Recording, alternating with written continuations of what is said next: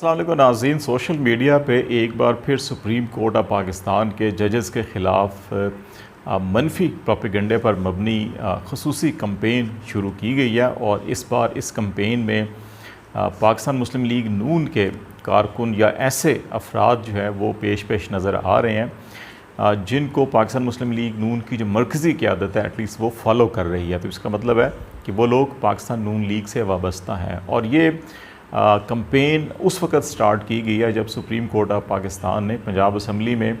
जो वज़ीर आला का रन ऑफ इलेक्शन हुआ और उसमें परवेज़ इलाही साहब ने 186 वोट हासिल किए और 179 हमज़ा शहबाज शरीफ को हासिल हुए। लेकिन डिप्टी स्पीकर ने ये कहकर 10 वोट पाकिस्तान मुस्लिम लीग कायद-ए-आज़म के मुस्तरद कर दिए कि चौधरी शुजात हुसैन साहब ने उनको एक ख़त लिखा है जिसमें ये कहा गया है कि उनके पार्टी के अरकान हमज़ा शहबाज शरीफ साहब को वोट देंगे और अगर वोट नहीं दिया जाता तो इनको मुस्तरद कर दिया जाए। तो इसलिए उन्होंने सुप्रीम कोर्ट ऑफ पाकिस्तान के फ़ैसले को जवाज़ बनाकर ये रूलिंग दी। अब वो मामला जब सुप्रीम कोर्ट ऑफ पाकिस्तान में आया और पाकिस्तान मुस्लिम लीग काफ और पाकिस्तान तहरीक इंसाफ ने इस रूलिंग को चैलेंज किया तो उसके बाद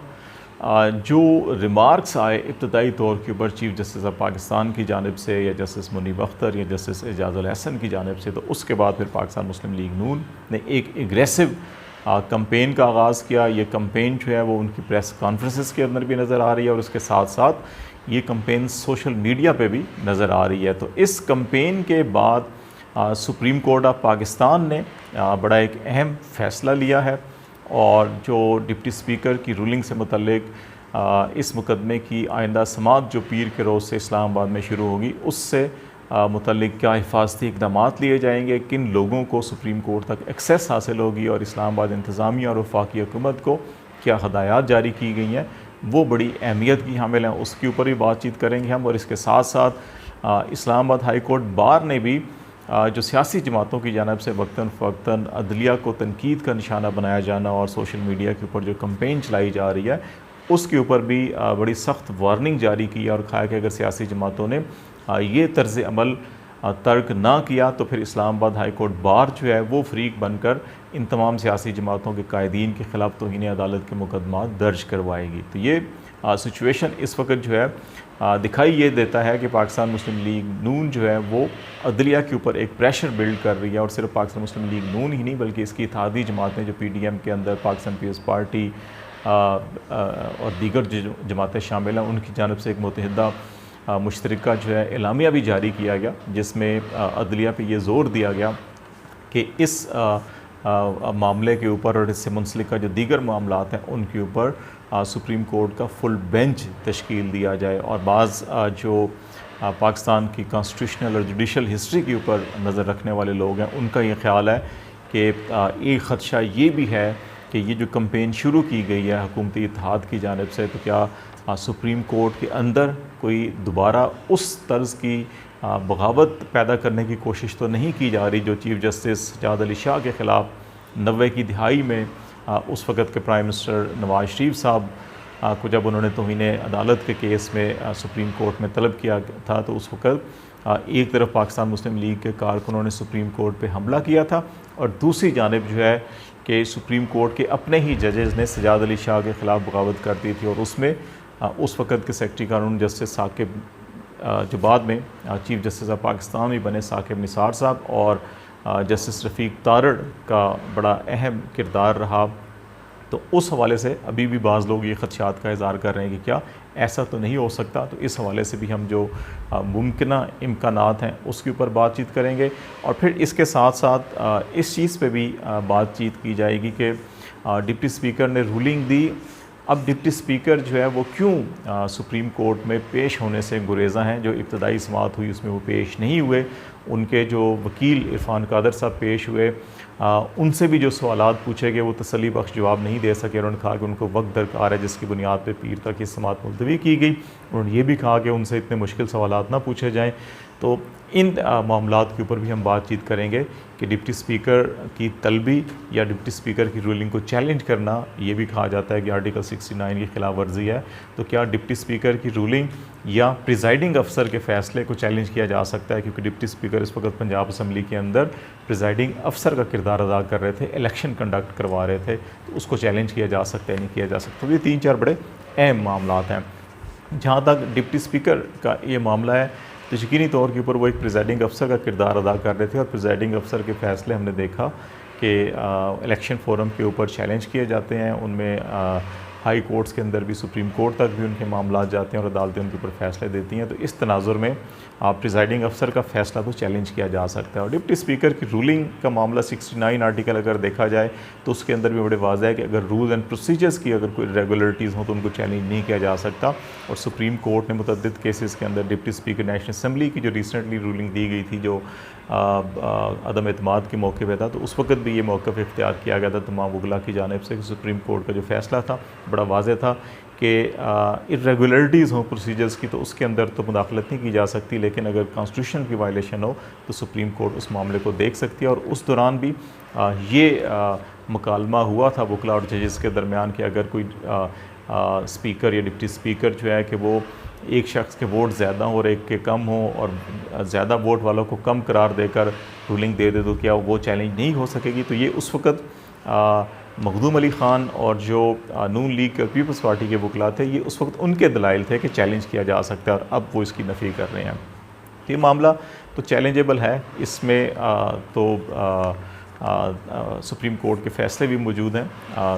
असल मामला यह है कि डिप्टी स्पीकर ख़ुद पेश नहीं हुए। क्या उनके पास उन सवालों का जवाब नहीं है